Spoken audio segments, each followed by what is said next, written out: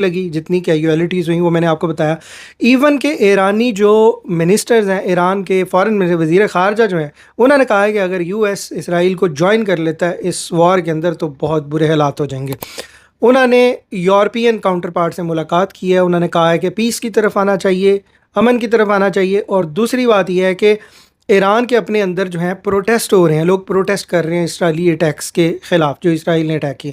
اب پاکستان میں کیا ہو رہا ہے، پاکستانی اس کو زوم کر کے دکھا رہے ہیں. اگر کوئی چیز ہوتی ہے تو سمجھتے ہیں وہ ابھی پچھلے دنوں آرٹیفیشیل انٹیلیجنس کی بنیاد پر ایک ویڈیو بنائی گئی تھی جس میں یہ دکھایا گیا تھا اسرائیل کی بلڈنگز تباہ ہو رہی ہیں، اور وہ اے آئی کی ویڈیو تھی، اور وہ ظاہر ہے یقیناً کسی پاکستانی کی طرف سے آئی ہوگی. اچھا، اب یہ کچھ اس طرح کے لوگ ہیں کہ وہ اب جہاں پر لوگ تنگ ہیں، جانوں سے تنگ ہیں، اپنی جانوں کی خیر منا رہے ہیں، وہاں پر پاکستانی بھنگڑے ڈال رہے ہیں. ٹھیک ہے، ہمسائے کی شادی میں جو ہے وہ بیگانے ناچ رہے ہیں.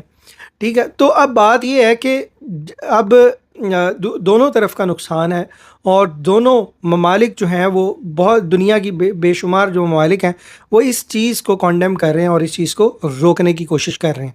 ٹھیک ہے، لیکن پاکستانی جو ہیں وہ مٹھائیاں بانٹ رہے ہیں، بھنگڑے ڈال رہے ہیں، اور پاکستانیوں کے کچھ نمونے وہ جو ہیں وہ ویڈیوز بنا کر، تھم نیل بنا کر اپنی طاقت بتا رہے ہیں. حالانکہ ان کا ایران سے کوئی لینا دینا نہیں ہے، ان کا پاکستانی قوم سے بھی کوئی لینا دینا نہیں ہے، کیونکہ پاکستانی قوم کے لیے بھی ڈسٹریکشن کا باعث بنتے ہیں. اس طرح کی یوٹیوبر، اس طرح کے ویڈیوز بنانے والے پاکستانی لوگوں کے یوتھ کے مائنڈ سیٹ کو بھی بیڑا غرق اسی بنیادوں پر کرتے ہیں جس بنیادوں پر 75 سالوں سے بیڑا غرق ہوتا ہے.